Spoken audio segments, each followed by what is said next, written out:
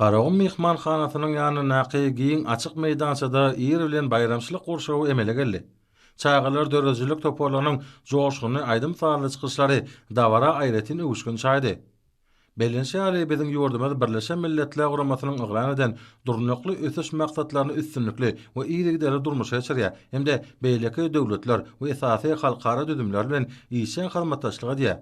Expo forum atnazylaryň hataryna Türkmenistanyň ozallan gelýän hyzmatdaşy, eneligi we çağalygy goramak ýaş nesliň hemme tarapdan ösmegi, maşgalalaryň maddi durmuş ýagdaýynyň ýokurlanmagy, bilim we saglyk goruş ulgamynyň kämilleşdirilmegi, sağlam durmuş ýöregleriniň wagt edilmegi babatda şu geçen ýyllarda ýurdumyzda durmuşa geçirilýän maksatnamalara işen gatnaşýan Birleşen Milletler Guramasynyň çağalar ganasanma Bilimler we talip ýaşlar gününiň öň sirasyna ilkinji gezek geçirilýän çağalar haritlarynyň sergi ýarmarkasynyň açylyş dawrasyna atnaşylar. Hormat prezidentimiziň iýebeden gutlagyny uly ruhunetlikle dinlediler.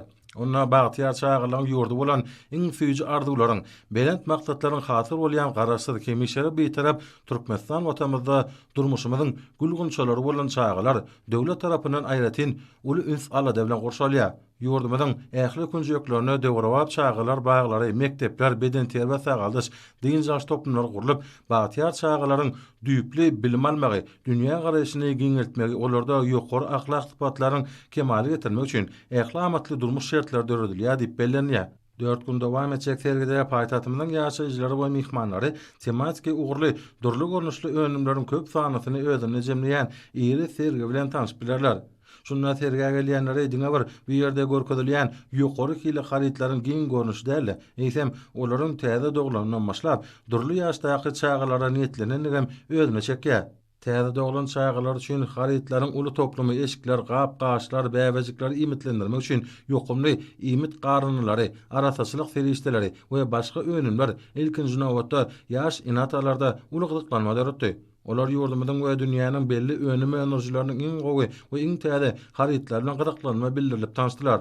Halkymyzyň köp çağalygy we köp çağaly maşgalalara hemişe aýratyn hormat bilen garaýan nazar alyp sergini guraýjylar. Oň bedeginde bu gura aýratyn ünslerdiler. Sergide ýaýganylan diwarlyklar ýaşaýyk raýatlarda beýan edip bolmajak şatlyk töretdi. Herdirli oýunjoklar stoluň üstüne oýnalýan oýun görnüşli we pikirlenişi ösdürýän oku gollanmaly diwarlyklaryň öňi aýratyn köp adamly boldy. Türkmen halkynyň milli lideri, Türkmenistanyň halk maslahatynyň başlygy Gahrman Arkadamyň öňden görjülükli başlangyçlaryny hormat prezidentimiz Arkadaly Gahrman Serdanymyň münasip dowam etdirmegi netijesinde soňky ýyllarda ýurdumyzda çağalaryň bagtyar ýaşamagy dowly derejede dinç almagy hemde bilim almagy, döwletçilikle meşgullanmagy netijede bolsa, bilimli, giň dünýä garaşly, sagdyn medeni, terbiýeli adamlar bolup ýetişmekler üçin giň gerwinli maksatnamalar üstünlikli durmuşa geçirilýär. Şu maksatlardan soňky ýyllarda maşgala gollaw bermek, eneligi we çağalygy goramagyň, ýaş nesilleri terbiýelemegiň, olara bilim bermegiň kanunçylyk taýdan üpjün edilmeginden başlap, bu ulgamda iň gowy dünýä tejribesiniň ornaşdyrmagyna çenli agtywaly döwlet ulgamy kemaly getirildi. Garaşsyz beýtarap Türkmenistan bagtyar çağalyň ýurdudyr. Täsin hemde bagy wosanyga biriniň kunjekde ýerleşýän gökderedäki we Hazaryň kenarynaky Awaza milli syýahatçylyk zorlugyny ýerleşýän her iki zaman çağalar sagalsız din jaş merkezleri munyň aýdyn güwätidir. Çağalaryň din jalmagy hemde wagtlaryny gyzykly geçirmekler üçin ähli şertler döredilen sagalsız merkezleri ýurdumynyň ähli welaýatlaryna da bina edildi. Tomuzga din jaş möhsemine şol ýerlerde çağalar üçin köp sany gyzykly wakalar, duşluklar, medeni we sport şäherleri, aň paýhas dörejilik bäseşikler guraldy. Hormat prezidentimiziň çağalaryň awadan durmuşyny üpjün etmek boýunça durmuşa geçirilýän işler watanymyzyň, halkymyzyň ýagty geljegi üçin ýokary jogapkärçilikli çemelişilýäniň aýdyn görkezjisidir. Çağalyk ýyllaryna şahsiýetiň häsiýetleri, ahlak ýöregleri hemde gymmatlyklary, watana söýgi, milli däp desturlara sarpa goýmak, ata-babalarymyzyň wesiýetlerine we beýik taglimlaryna egermek duýgulary kemaly gelýär. Ösüp gelýän ýaş nesile münasip terbiýe bermek berkara döwletiň täze ýamynyň galkyş döwrüniň möhüm strategik maksatlarynyň biridir. Şonuň üçin serginiň aýratyn bölümleriniň çağanyň aň taýdan ösüşine, döredijiligiň, aýdym sadyň we sunwatyň çağalar durmuşynyň ähmetine bagşlanmagy tütänliğindeler. Yurdumyzda emele getirilen sagdan, awadan durmuş gurşagy çağalaryň beden we ruhy taýdan kämil şahsiýetler hökmünde kemale gelmegine, olaryň okuyup dur başlandyklaryny we köp taraply zekinlerini ýüze çykarmaga şert töredýär. Üstünlükli durmuşa geçirilýän bilim öwretmeleri, bilime, saglygy goraýşa, sportuň ösmegine we bu wagtda ugurdaş düdümleriň döredilmegine gönükdirilýän ägir tuly maýy goýumlar şu wezipelere gönükdirilendir. Her wagtda ýurdumyň mektebe çen çağlar idaralaryna terbiýelenýänleriň hemme taraplaryn ösmegi, oňly din jalmagy we wagtlaryny galakly geçirmekler üçin ähli mümkinçilikler döredilendir. Çağlar wagtlarynyň döredijilik gurnaklary, sport zallary, başlangyç kompýuter sowatlygy we daşaryr dillerini öwrenmek üçin lingafon otoglar bilen üpjün edilmegi her zaman ölçeglerine laýyk gelýär. Halkymyzyň ýokary insan perwer ýolaglaryna eýerip ýurdumyzda enatasyndan jyda düşen howanalyga mätäç çağlary gullamagy da ulun serliýär. Döwletimiz aqwalyň emri bilen ýeňil bolmadyk durmuş ýagdaýyna düşen ýaşaýyk ýyllaşlarymyzyň durmuş gowraglygynyň we kanuny beýiklikleriniň üpjün edilişini kepillendirip, olaryň jemgyýete goşulmagyna we özbaşdyk durmuşa taýýarlamagy gönükdirilen gollaw kömekler berýär. Mälim şeýle şu maksatlar üçin türkmen halkynyň milli lideri, Türkmenistanyň halk maslahatynyň başlygy Gahrman Akadamydan başlanýan bilen 2021-nji ýylyň martynda howanalyga mätäç çağlara himayet bermek boýunça haýyr sahawat ganaty ördülip, oňa Türkmenistanyň mejlisiniň kararyna laýyklykda Gurbanyly Berdimuhammedowyň adly kyldy. Garnanyň döredilen günden bäri saglygy goraş merkezlerine howanalyga mätäç näsal çağlara ýüllerçe operasiýalar geçirilýär.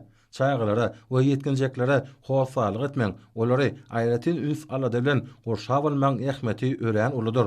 Şonuň üçin Türkmenistanyň halk maslahatynyň we Garnanyň ýanyna ýaşullar geňeşiniň döredilmegi milli däplerimizde görä çağlary gollamakda, goramakda, olary howanalyk etmekde möhüm ähmeti ýedir. Ýaş netliň sağlaşyp ötmegini üpjün etmäge jogapkärli çemeleşmek bilen döwletimiz eniligi we çağlary goramaga aýratyn ähmet berýär. Çağlary hemme taraplaryň alada we mehir bilen gorşap almak milletimize mahsus asylly ýörelgedir. Munyň özi her zaman türkmen jemgyýetinde has aýdyň ýüze çykyp, halkymyzyň durmuş hem ruhy sagdynlygyny kesgitleýär. Geçen döwürde türkmen halkynyň milli lideri Gahrman Akadamynyň we hormat prezidentimiz Arkadaly Gahrman Serdarymyzyň gollawlaryny netijesinde Garna tarapyndan köp sany haýyr sahawat şäherler geçirildi. Türkmen halkyna mahsus insan perwer ýolaglaryna laýyklykda Türkiýanyň, Owganystanyň, Russiýa Federasiýasynyň, Primorski Kraýsewitiniň, Ukrainanyň we Palestinanyň ezir çeken çağlaryna insan perwerlik kömekleri ugrudyldy. Garnanyň hasabyna ýygydaly gelip durýan pul ferişdeleri çağlaryň tölegli lukmançylyk we bilim hyzmatlaryna olaryň dowly derejeli din jalmaklar üçin mümkinçilikler döretmäge hem de beýleki zerurluklara ýardym hökmünde iwerliýär. Haýyr sahawat ganasyndan howanalyga mätäç çağlara paýtatymyň we vilayetlaryň lukmançylyk idaralaryna dürli operasiýalar geçirmek, çağlar öýlerine ýürütülýän mekteplerde we mektep internatlarda terbiýelenýän hemde bilim alýan çağlaryň saglygyny bejermek, olar üçin lukmançylyk maksatly serişdeleriň satyn almak üçin maliýe serişdeleriniň bölünip berilmegi ýa-da häsiýete eýe boldy. Täze okuýanyň öňü sirasyna mektep garytlaryny özüne jemleýän sergi bölümleri aýratyn gyzyklanma döretdi. Bu ýerde mektep sapaklar üçin ähli zerurlyklary, okuw esbaplaryny we gollanmalary, çağlar üçin ýetlenen mebelleri, diňe bar synaplar isem amatly bahalarda satyn alınmaly. Köp ýyllaryň dowamyna toplanan däbe görä Tomsun soňky aýyna ýurdumyň ähli künjegini her ýyl ýaýwanlanýan mektep bazarlaryna goşýaly. Bu ýerde de isleňe görä mektep libaslaryny, aýakgaplary, okuw torbalaryny, ýazyw depterleri we beýlekleri saýlap, umumyň çağı okuwda zerur bolan haretlary dolugyna jemläp bolýar. Şu gedeki serga gatnaşan döwlet hemde hususy düzümlere, daşaryt kampaniýalary özleriniň alyp barýan işleri, önümleri we hödürleýän hyzmatlary bilen giň halk köpçüligini tanıştyrmaga amatly mümkinçilikler döredildi. Bu ýerde görkezilýän neşir önümleri şol sahana şu ýyl doglangynyň şany 300 ýyllyk senesi diňe bir ýurdumyzda dälesem tutuş dünýäde giňden bellenýän magtymly pragynyň eserleri gözden geçirilse gelýänlerde uly gyzyklanma döretdi. Sergide türkmen halkynyň milli lideri Gahrman Akadamynyň we hormat prezidentimiz Arkadaly Gahrman Serdarymyzyň kitaplaryna möhüm orun berilipdir. Gözden geçirilen çäklerine çağılar, haritler we hyzmatlary ulgamynaky täzeçil önümlere we tehnologiýalary ul ähmet berildi. Kids Expo ähli çağılar üçin atly serginiň dowamyna bu orada ýürütilen meşhur kampaniýalaryň täzeçil işläp taýýarlamalarynyň tanışdyrjy dawarlary göz öňüne tutuldy. Munyň özi ulgamdaky täzelikler bilen tanışmaga we tejribeler alşmaga şert töredir. Serginin birinji günde ýurdumyň önüm enerjileriniň diýwarlykları sergiye gelýänleriň ýokary gyzyklanmasyna eýe boldy. Olaryň öňürýän önümleriniň giň görnüşleri, baýlygy, hususy puduň äger türlü mümkinçilikleri eýediginiň aýdyň beýany boldy. Sergi öz işini dowam edýär. Men Aleksandr Nart, UNICEF-iň Türkmenistanyň wekiliniň ornmasary. Türkmenistana ilkinji gezek geçirilýän Kids Expo ähli çağlar üçin atly halkara sergi ýarmarkasyna gatnaşmak biziň üçin ulu hormatdyr. Giňerimli gözden geçirilse çağlar üçin haritler senatyny we hyzmatlar ulgamyny iş alyp barýan milli we dünýäniň durly ýurtlarynyň kampaniýalarynyň öz önümlerini görkezmegi aýratyn gowunurjdyr. Ve halkara çäret kemmelerde uly gyzyklanma döredýän, hyzmatlaşyň iler tuturýan uglary şol sany bilelikdäki mühim taslamlary durmuşa geçirmekde täze mümkinçilikleriň bardygyny bugünkü çäre aýdym görkezýän. Biziň gatnaşyklarymyzyň ýokary derejede ösdirilmegine ýardam etjek bu sergi ýarmarka hyzmatlaşyň mühim uglalaryny keskitlemege giň mümkinçilik berer. Bäkfitli gatnaşyklaryň ösdirilmegini ul ünsürýän Türkmenistanyň hormatly prezidentine hemde türkmen halkynyň milli lideri Gahrman Arkadagy köp sag bolsun aýdýan. Hyzmatdaşlygyň belen sepkitleri ýetişekdigine inanýan. Sag bolun. Men Beata Peksa, Ýewropa Birleşiginiň Türkmenistanaky adatdandaşary we dowlat ýarly ilçisi. Halkara sergi ýarmarkasyna gatnaşmaga döredülen mümkinçilik üçin Türkmenistanyň hormatly prezidentine hoşallyk bildirýän.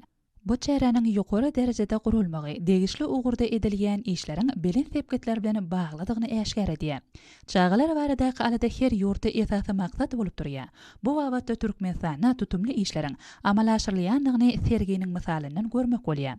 Sergi Türkmenistanyň bu ugurda gadanyň üstünlikleriniň özgürlükli beýanlary. Ýokary gurulmaçylyga betlenen gözden geçirilişde täze ugurlar, tejribeler bilen tanışmaga giň mümkinçilik döredildi. Bu ugurda ilmiň gadananlaryny ornaşdyrmak boýunça alınıp barilýan işler ýokary netijeler bilen berk baglydyr. Tejribeleriň öwrenilmegi hyzmatdaşlygyny giňeltmäge, şol bir wagtda netijeleri ýokarlandyrmaga düýpli esaslar. Şonlukda Türkmenistanyň uly öňe gidişikleri gadanlar. Şolary ýaly giň möçberli sergiä gatnaşmaga döredülen mümkinçilik üçin Türkmenistanyň hormatly prezidentine we türkmen halkynyň milli lideri Gahrman Arkadagy köp sag bolsun aýdýan. Köp sag bolun.